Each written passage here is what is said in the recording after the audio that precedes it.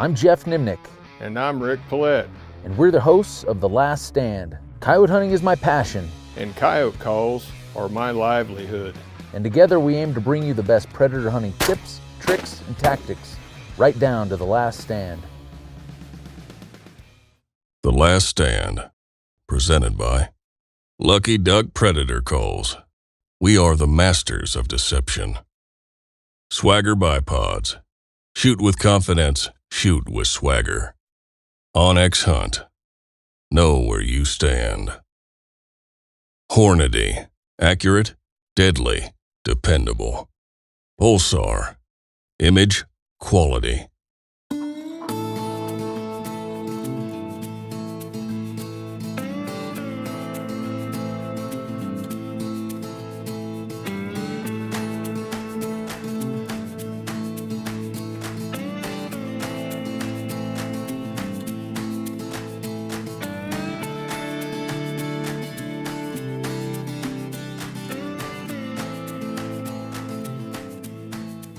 Welcome back to The Last Stand. I'm pumped. The season's already got kicked off, but that was from last hunting season, the first episode you guys watched, but this is our first trip of the year. It's pretty much my first hunt. Your first hunt? We're stoked, yeah. We leave them alone right now. But got my good buddy Lane with us. We're out here in Nevada. I've been looking forward to this for a long time, man. Been working hard all summer. Just, as a matter of fact, I got so excited on my way across Wyoming yesterday, I had to stop and shoot a couple coyotes. Yeah, you got But to do that. I had to knock the dust off. I didn't want to kill my first coyote of the season on camera. We let them go, what, October 8th? Yeah, first part of October, which is maybe even a little early, but we got to get after it. With you, Geoff. We're going to have a great time. Hopefully today, big, massive country out here, so we're just going to kind of pick it apart. Hopefully I get to watch you mop them up with a shotgun. That's going to be the goal, get them right there at the Super Revolt. Good to be with my buddy, former world champions. That's right. We're family now, so. But this first stand, we kind of drove over the road and parked where we're hid. There's a kind of an open meadow. Obviously the coyotes coming won't be able to see the vehicle because we pulled down here in this hill. We're just going to walk up here a couple hundred yards. Looks like some old building, old corrals we're going to kind of sit by. Should give us a lot of good cover. A little bit of wind, we both like that. Yeah, a little bit of wind. We don't mind wind. We've got the mountain here. The sun should be behind it for a while, so. You come running hard. Let's get them. But I can tuck you into there. I can put the call like right out here, and I can sit up here. Yeah, let's do that. Yeah. Well, we got set up here. Just kind of have a sea of sage over to our straight out in front, kind of straight up wind off to our right. A lot of sage, tall grass. Got a pretty good vantage point on the downwind side here, so that's kind of why I sat up where I did. If we get a coyote that comes off and tries to circle downwind across here, I can get a shot, but I got Lane tucked right down in the hole. He's buried into some sage. Got the Super Revolt maybe 20, 25 yards off to his left, so anything comes busting hard out of that sagebrush, that's the one that's going to get on us quick. He'll be there to kill that with a shotgun. Anything comes from our left and it's more open, I can cover that with a rifle, but I'm just going to start off with some prey distress. Maybe a series of 2 different prey distress sounds for the first 6, 7, 8 minutes, then finish with some pup distress.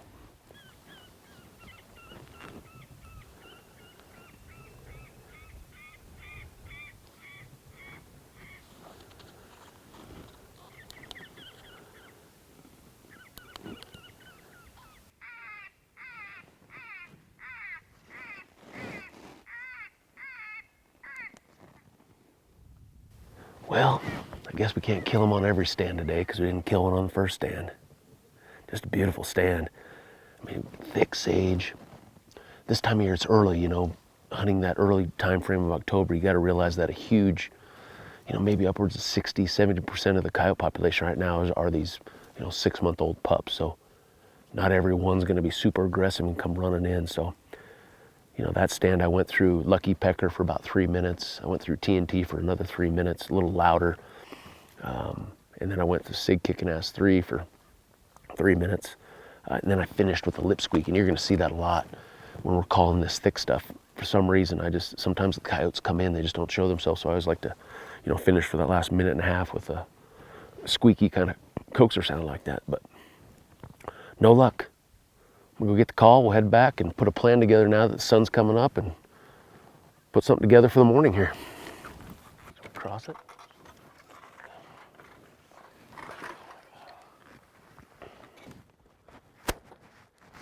Well, we're into our second stand of the morning. Got a nice, huge meadow out in front of us. Big sage flat off to our right. All kinds of cover and things down in there. Big flock of geese out here in the meadow.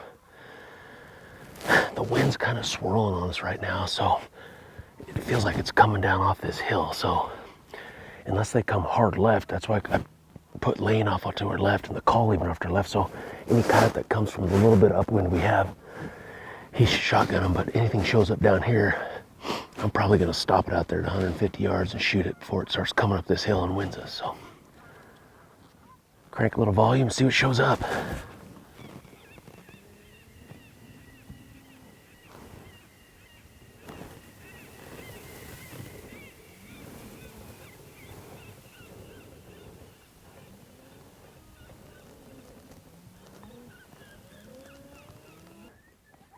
So we got some coyotes to finally answer. One coyote's up our meadow to our left, which is great. These coyotes here are clear across the meadow over in the sagebrush. They may come, but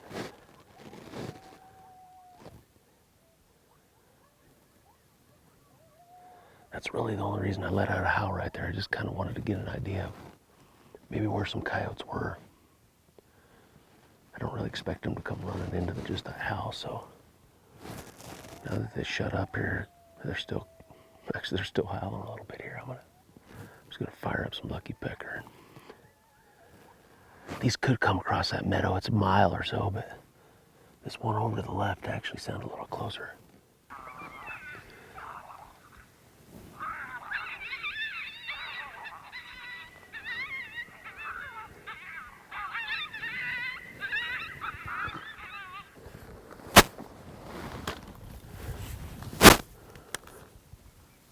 You on him?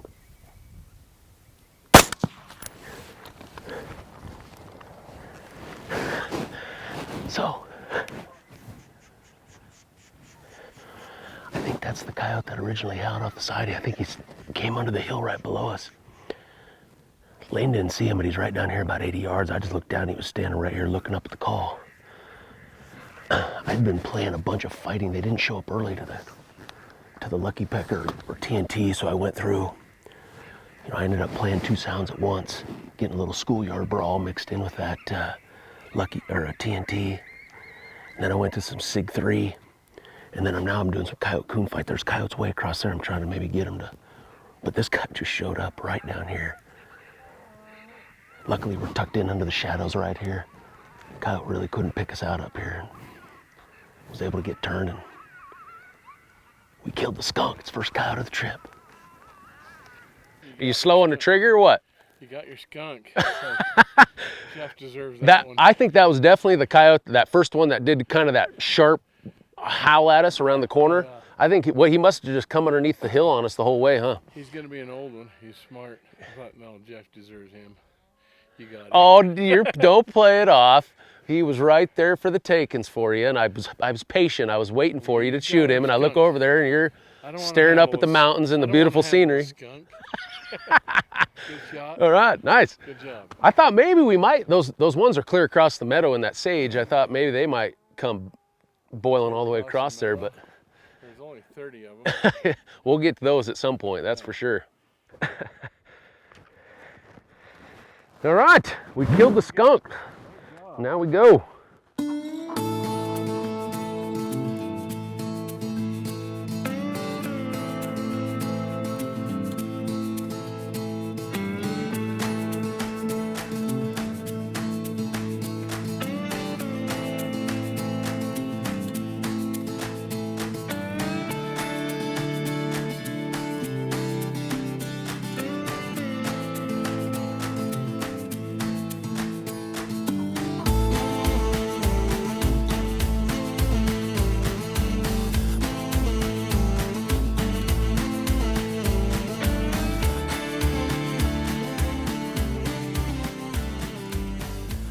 We got us a quick little impromptu stand going here.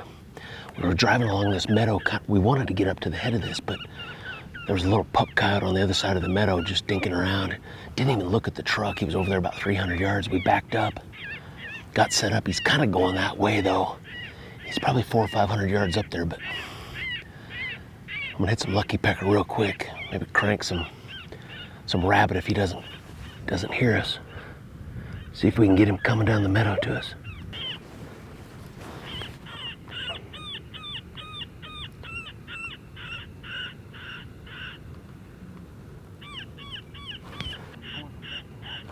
Yeah, doesn't like he's not even hearing it.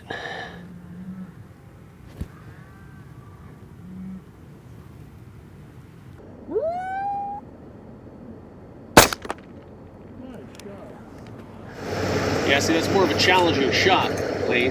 Yeah. 340 yards, but it's a little dinky baby coyote. Oh, right where I was aiming. Another bonus coyote. We tried to let him do it right, but she had already made her mind up. We made that stand, and she just was.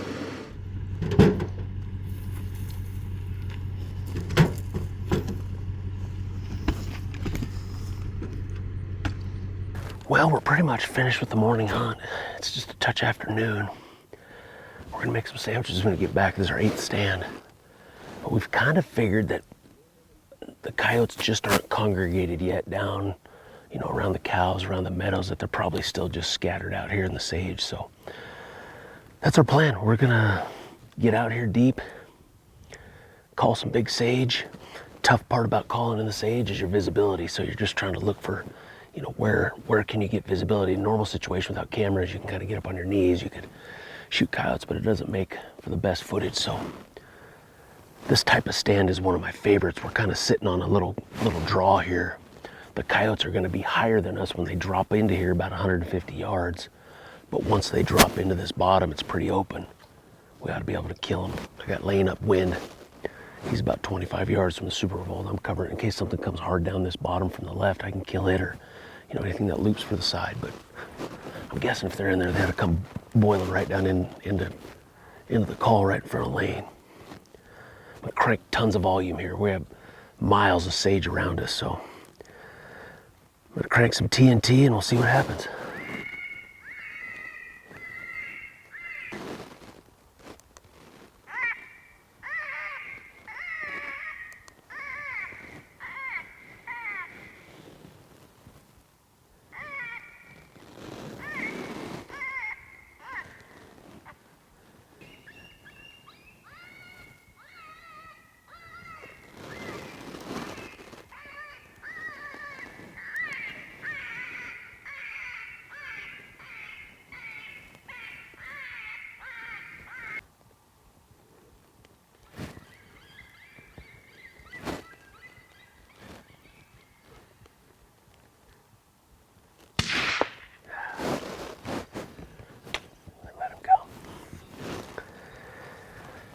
Well, our plan worked. Nick's running the camera. He asked me, we're looking at about 180 degrees of sagebrush, like they could come from about anywhere. I was hoping that's where they'd show up. That was just the best, you know, it's kind of the upwind half. It's kind of the natural funnel down into the call there. That coyote just showed up right there, kind of in that opening, about 140 yards. I had 2 sounds going at once, so I was trying to get the fight shut down and get the lip squeaks going. I think we could have probably coaxed it. I mean, we're tucked in really good, but Lane just couldn't contain himself. I don't blame him. He was actually probably only 125 yards from that coyote, so let's go check it out.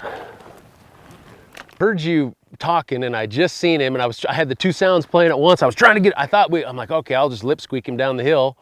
And then about the time I got her shut down, I figured you had enough. Was he about 120, 125? Shotgun, back your rifle, here he came. Shining in the sun, standing there like a sentinel. 120. I think he's a big dog. We'll see. Yeah. Well, that's right where I was hoping they'd funnel in from, right down that little cut, you know. Boy, that's a long drag for you. I'll help you. You help me on mine up the hill. I'll help you. So this time of year, you know, I had TNT and Schoolyard Brawl going at the same time. He wasn't super aggressive coyote. No. He was wanting to come to the call. you know, now that we know that this is this year's pup, we probably could have got him closer. Yeah. Potentially once we got that shut down, but at this point hey, that was like our 8th stand. Hasn't quite been the start we wanted, but I'll say this for us, we've killed everything we've shot at. that is very true. 2 coyotes called in. We did call in that other coyote earlier that we didn't get a shot at. He came in hard right, and then we got the 2 bonus road dogs, but all right. Yeah. Little female. Yeah, you blew the milk right off her lips. Oh my God. I thought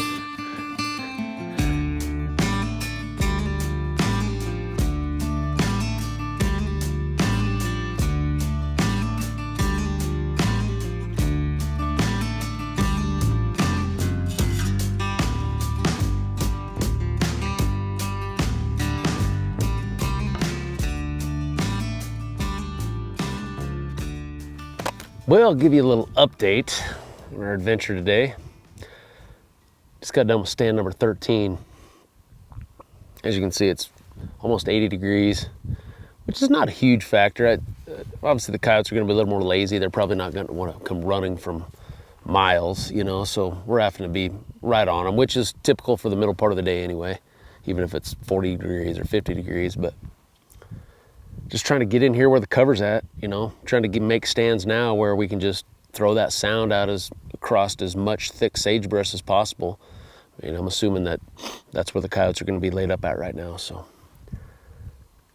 about 11-minute stands, you know, max volume, been blaring at 32. We got about a 10-mile-an-hour wind, so I've been maxing out the volume, you know, just carrying it out there, even though the coyotes probably aren't going to come that far. You just never know. So I always like to err on the side of some volume, but we got a few hours left. We're going to grind her out till the sun sets, so I'm still hoping to watch Lane shoot one today with a shotgun.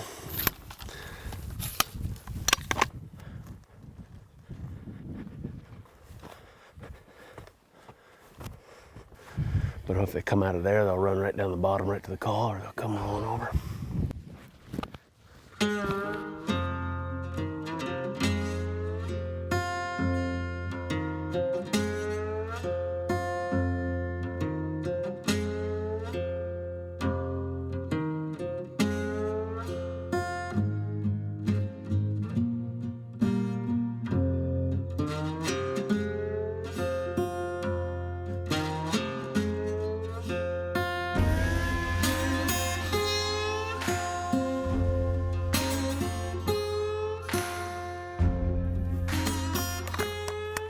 Well, it wasn't from a lack of effort.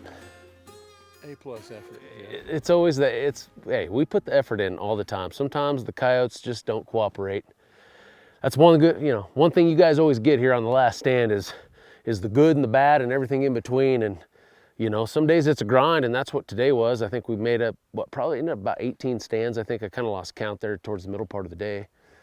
You know, I'm not gonna lie, I'm sure you feel the same way. I'm a little disappointed, right? Like, this is the first hunt, and you're like, this early season, it's not always like that, I guess. You know, if we knew when it was gonna be good, we probably wouldn't. I loved every bit of it. Think how many people would love to have got 4 coyotes. Well, today. true. So we had a great time. It was. Greatest place in America. And we tried. They didn't come flocking in today by any means, but that's what it is. We're not done. No, you keep going and enjoy the ride. You bet. But we're not done. You know, we got a few more days here, so stay tuned. I'm optimistic. They're in here. It's just, this is a big area, and we barely scratched the surface today trying to figure these coyotes out. You know, they're scattered in here, I think, like a lot of times early season coyotes are. They're not congregated down here around the cows quite yet and stuff. So, but stay tuned to the next episode. We'll great expectations. Hey, like we talked about this morning, you always got to be optimistic, or why would you even be out here, right?